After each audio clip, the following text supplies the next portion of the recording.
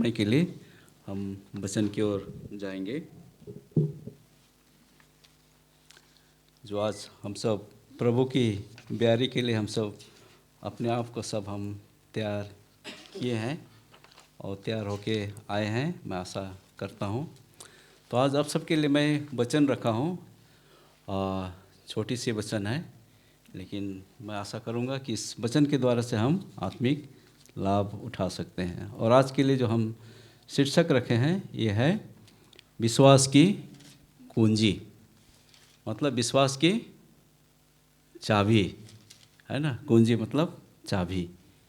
तो ये हमें मिलता है कि विश्वास हमारा कितना विश्वास है और हम विश्वास में कितने मजबूत हैं। और जब हम विश्वास करते हैं तो हमें डगमगाने की ज़रूरत नहीं है। लेकिन हम जब इस संसार में हैं और इस संसार में रह के और इस अभी 2024 का जो सिलसिला है उनको लेकर के हम क्या हो जाते हैं, हताश हो जाते हैं, निराश हो जाते हैं और क्या होते हैं, हताश निराश।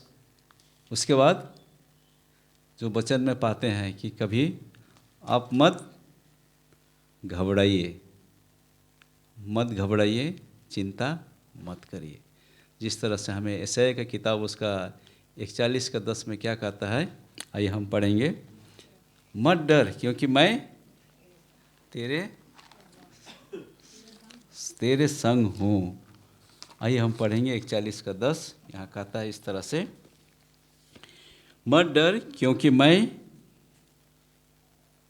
तेरे संग हूँ, इधर उधर मत ताक क्योंकि मैं तेरा परमेश्वर हूँ और मैं तुझे दृढ़ करूँगा और तेरी सहायता करूँगा और अपने धर्ममय दाहिने हाथ से मैं तुझे संभाले रखूँगा। कितना सुंदर वचन परमेश्वर हमें देता है कि इधर उधर क्या कर मत ताक।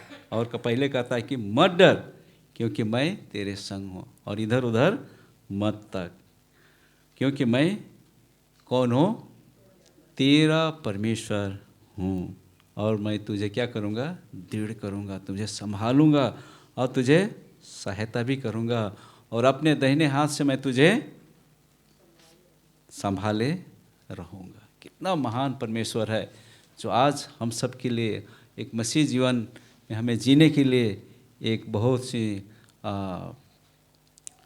ताकतवर हमें एक आशा देती है कि ये कहता है कि मत डर, लेकिन हम डरते हैं। हम लोग किसके संतान हैं? हम सब परमेश्वर के संतान हैं और ज्योति के संतान हैं। कितने कोई आप लोग जो प्रकाश जो है ना उसको आप लोग एकदम आँख से एकदम देख सकते हैं प्रकाश को। जैसे अचानक से सूरज को अगर आप देखेंगे, आपका आँख क्या होगा, क्या हो सकता है?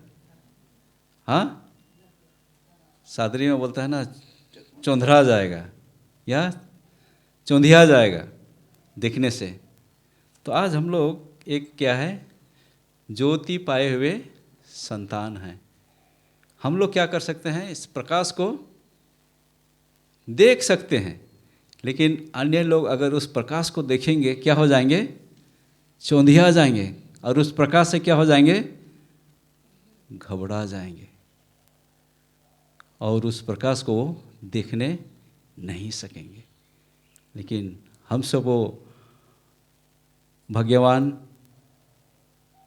हैं जो हम इस प्रकाश को हम देख सकते हैं। आज हम संसार में चाहेंगे कि इस 2024 में जिस तरह का लहर है हमारे इस भारतवर्ष में, अगर उस तहत को अगर हम देखें तो लोग जो है इस ज्योति को देख नहीं सकते हैं और इस ज्योति को समझ नहीं सकते हैं। और जब इन्हें समझाने जाएंगे तो ज्योति को देखेंगे और ज्योति को देख के वो चौंधिया जाते हैं और कहते हैं कि वो भयभीत हो जाते हैं। लेकिन हमारा परमेश्वर हम सबको जो मसीह में हैं उनको इस ज्योति दिया है और इस ज्योति को क्या करने के लिए, नीचे रखने के लिए, छिपा कर रखने के लिए, इस ज्योति को हमें क्या करने के लिए दिया है? लोगों तक, जो अब तक ज्योति को नहीं पाए हैं, उन तक ज्योति को पहुंचाने के लिए हमें एक जिम्मेवारी कार्य दिए हैं, जिससे हमें अपने ज्योति, जो हम ज्योति को पाए हैं, उस ज्योति को हम क्या करें? प्रकाश करें, प्रकाश करें।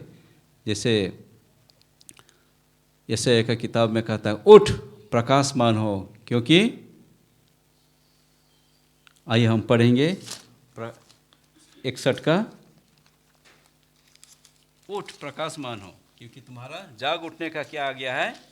समय आ गया है। हमें यहाँ कहता है उठ प्रकाशमान हो। हाँ, 60 में कहता है उठ प्रकाशमान हो, क्योंकि तुम्हारे प्रकाश, क्योंकि तेरा प्रकाश आ गया है और यहोवा का तेज तेरे ऊपर क्या हुआ है? उदय हुआ है। जी हाँ, हमारे ऊपर परमेश्वर का प्रकाश जो है उदय हुआ है। और आज हमें जो है, जब हम इस 2024 में अपना जीवन बिताते हैं, हमारे बीच में बहुत सारे समस्या, बहुत सारे कष्ट, बहुत सारे विपत्ति, बहुत सारे तकलीफें आएगी, जिसे हमें उठाना है। हाँ, और हमारे साथ कौन है?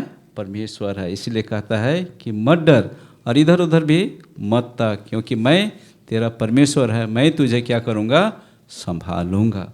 सच में परमेश्वर जो हमें संभालने के लिए तैयार है, लेकिन हम डर से और हम क्या करते हैं? घबराहट के कारण से हम इधर उधर ताकते हैं और हम परमेश्वर से हम दूर हो जाते हैं। इसी तरह से आइए हम पढ़ेंगे लूका का किताब, उसका 13 अध्याय, उसका 36 से 38। यहाँ हम देखेंगे कि पतरस यीशु मसीह के साथ जब यीशु मसीह को ले जा रहे थे, उस समय कहा कि मैं कब तक तैयार हूँ? मरने तक तैयार हूँ, है ना? आइए हम पढ़ेंगे। पतरस ने कहा कि मैं मरने तक तैयार हूँ। और जानते हैं कि यीशु मसीह ने क्या उत्तर दिया उनको? कि मुर्गा के बांग बोलने से पहले आप मुझे कितना बार इनकार करेंगे? 3 बार इनकार करेंगे। लेकिन उन्होंने कहा कि नहीं। पढ़िए, आइए हम लोग पढ़ेंगे 13 का 36 से 38। किसी को मिल गया? पढ़ दीजिए।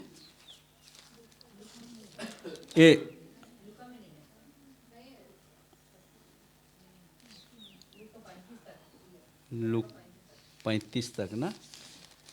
अच्छा, तो शायद मेरा शायद ये, एक मिनट, 14 थोड़ा सा,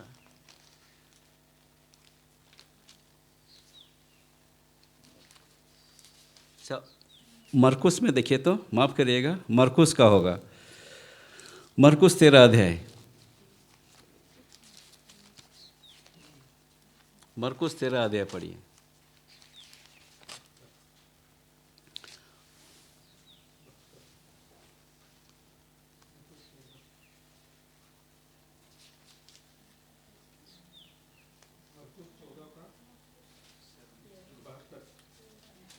हाँ, 72, 14 का 72। तब तुरंत दूसरी बार मुर्गा ने बांग दी।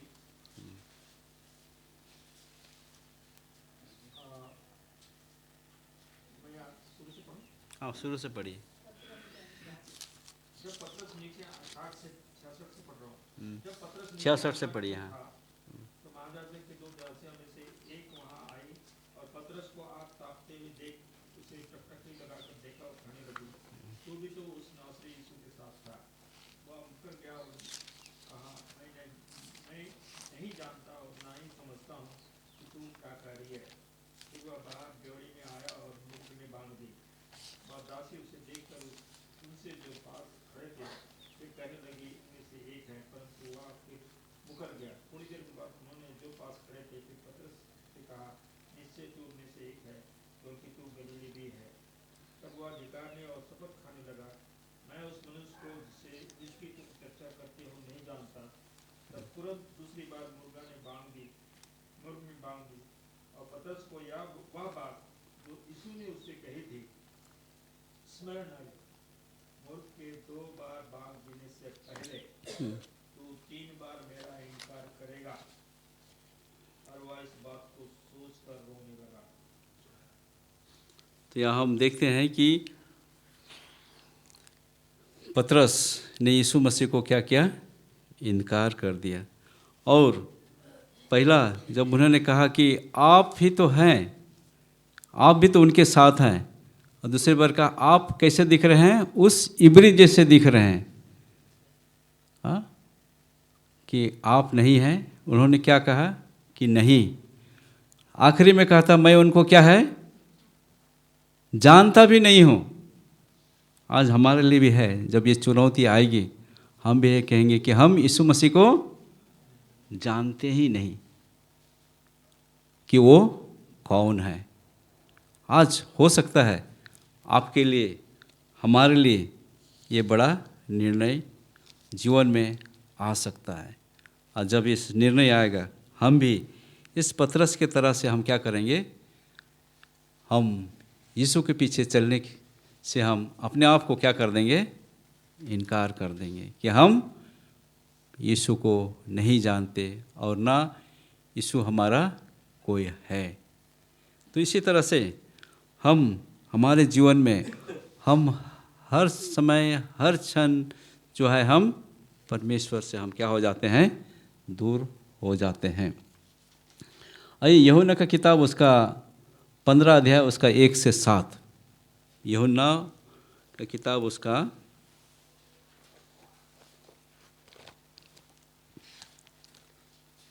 15 अध्याय उसका 1 से 7। सच्ची दाखलता मैं हूँ और मेरा पिता किसान है। वह जो डाली मुझ में है और नहीं फलती उससे वह काट डालता है, और जो फलती है उससे वह छांटता है ताकि और फले। तुम तो उस वचन के कारण जो मैंने तुमसे कहा है शुद्ध हो। तुम मुझ में बने रहो और मैं तुम में। जैसे डाली यदि दाखलता में बनी रहे तो अपने आप से नहीं फल सकती, वैसे ही तुम भी यदि मुझ में बने ना रहो तो नहीं फल सकते। मैं दाखलता हूँ, तुम डालियाँ हो। जो मुझ में बना रहता है और मैं उसमें, वह बहुत फल लाता है, क्योंकि मुझसे अलग होकर तुम कुछ भी नहीं कर सकते। यदि कोई मुझ में बना ना रहे तो वह डाली के समान फेंक दिया जाता और सूख जाता है, और लोग उन्हें बटोर कर आग में झोंक देते हैं, वे जल जाती है। यदि तुम मुझ में बने रहो और मेरा वचन तुम में बना रहे तो जो चाहो मांगो और वह तुम्हारे लिए हो जाएगा। कितना सुंदर वचन हमारे लिए कि जब हम मसीह में बने रहेंगे हमारे लिए सब कुछ संभव है। इसीलिए हमें और मसीह को छोड़कर हम कुछ नहीं कर सकते। इसी तरह से हम सब के लिए उदाहरण दिया है। हाँ, जो मुझ में बना रहता है वो क्या लाएगा, फल लाएगा। और जो अच्छा फल लाता है, जो पेड़ अच्छा फल लाता है, उसको और भी क्या करते हैं, छांट उट देते हैं। तो क्या होता है, अच्छा उनमें हरा भरा और अच्छा पत्ता निकलता है और उससे और अच्छा फल लाता है। लेकिन जो फल नहीं लाता है उसको क्या किया जाता है, काट के आग में झोंक दिया जाता है। इसीलिए वचन में हमें कहता है कि यदि तुम मुझ में बने रहो और मेरे वचन तुम में क्या रहेगा, बना रहेगा, और जो चाहे मांगो मैं तुम्हारे लिए क्या होगा, हो जाएगा। ये आश्वासन हमें वचन के द्वारा से हमें मिलती है। लेकिन हम सब परमेश्वर के साथ रहने के बजाय हम संसारिक की ओर हम क्या होते हैं, अग्रसित हो जाते हैं और संसार की ओर हम भटक जाते हैं। तो हम कैसे परमेश्वर के साथ जुड़े हैं और कैसे हम परमेश्वर की उस वचन और प्रतिज्ञा के अनुसार से हम चलने वाले हैं। आज हम जो है दिन प्रतिदिन हम परमेश्वर से क्या हो रहे हैं, दूर होते जा रहे हैं, दूर होते जा रहे हैं। और हम चाहते हैं कि हम परमेश्वर में बने रहें, हम परमेश्वर में बने रहें। क्या ऐसा कभी हो सकता है कि हम परमेश्वर में बने रहें और हम दूसरी ओर हम अपने जीवन को ले जाएं, ऐसा कभी नहीं हो सकता है। इसलिए हमें यशायाह की किताब उसका 26 अध्याय उसका 3 और 4 को हम पढ़ेंगे। यशायाह 26 उसका 3 और 4।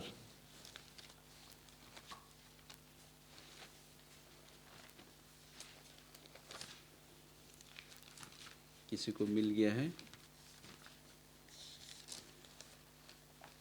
जिसका मन तुझ में धीरज धरे हुए है, उसकी तू पूर्ण शांति के साथ रक्षा करता है, क्योंकि वह तुझ पर भरोसा रखता है।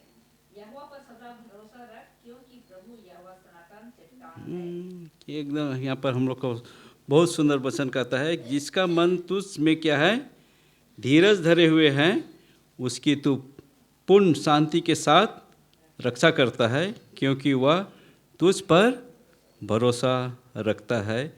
यहोवा पर सदा भरोसा रख, क्योंकि प्रभु यहोवा सनातन चट्टान है। सनातन चट्टान जो कभी नहीं टलने वाला, कभी नहीं ख़त्म होने वाला, हमेशा स्थिर रहने वाला चट्टान है परमेश्वर। उसमें से जितने भी दुख तकलीफ आए सब पार हो जाती है, लेकिन हमें परमेश्वर इस वचन के द्वारा से हमें अपने आप को आगाह करता है कि हम परमेश्वर पर क्या रखें, भरोसा रखें, भरोसा रखें और उस भरोसा के साथ हम चले। हम इधर उधर ना हो, ना घबराए, ना डरे, क्योंकि परमेश्वर हम सबको संभालने वाला परमेश्वर है। वो हम सबको हर मोड़ में, हर तकलीफ में वो हमें संभालेंगे और हमें यही आश्वासन देता है कि हम उन पर भरोसा रखें। और जब हम भरोसा रख के हम चलेंगे, परमेश्वर हमारी मदद करेंगे, हमें अगुवाई करेंगे और हमें अच्छे जगहों पर और हमें सुरक्षित रखेंगे। आइए हम आज के इस वचन के द्वारा से हम अपने आप को परमेश्वर के सम्मुख ले चले। अब परमेश्वर को हम अपना गढ़, अपना उद्धारकर्ता और अपना मुक्तिदाता मान करके हम चले, ताकि हम परमेश्वर के साथ अपना जीवन हम व्यतीत कर सके। इसी तरह से हम वचन में से पाते हैं कि जब यीशु मसीह को अपने चेलों के साथ इकट्ठा हुए और इकट्ठा होने के बाद उन्होंने एक फसह का तैयारी के लिए जमा हुए, और जब फसह की तैयारी के लिए जमा हुए थे तो यीशु मसीह ने कहा कि उस फसह की तैयारी में जाने से पहले मैं चाहूँगा कि मैं अपने चेलों का क्या करूँगा, पैर धोऊँगा। और इस पैर धोने से हमें ये दिखाता है कि हम एक दूसरे के प्रति कितना नम्रता है। और इसी तरह से यीशु मसीह ने जो है अपने कमर में अंगोछा बांधी और पानी ली और अपने चेलों का पैर धोने के लिए वो तैयार हुए और पैर धोते गए। लेकिन जब पतरस के पास आया तो पतरस ने उनको पैर धोने से क्या किया, मना कर दिया। और यीशु मसीह ने उनसे उत्तर दिया, कहा अगर आप मुझे अपना पैर धोने नहीं देंगे तो आज से आपका और मेरा कोई नाता नहीं है, कोई रिश्ता नहीं है, कोई साझा नहीं है। तो इसी तरह से, और जब उनको इस तरह से कहा तो कहा, क्या कहा कि मुझे सर से लेकर पैर तक आप धो दिए। यीशु मसीह ने कहा एक बार आपने नहा चुके हैं तो अभी सिर्फ आपको क्या है, पैर धोने की आवश्यकता है। तो आइए हम भी आज अपने आप को हम परमेश्वर के पास रखें और अपने आप को बिल्कुल शुद्ध करें, और हम इस शुद्धता के साथ आज हम जो है परमेश्वर की इस पाक और इस पवित्र विधि में शामिल हुए, ताकि हम परमेश्वर के साथ एक अच्छी साझा में जुड़े रहेंगे। परमेश्वर हम सबको अगुवाई करे और इस समय हम सब नम्रता की विधि की ओर हम लोग अग्रसित होंगे।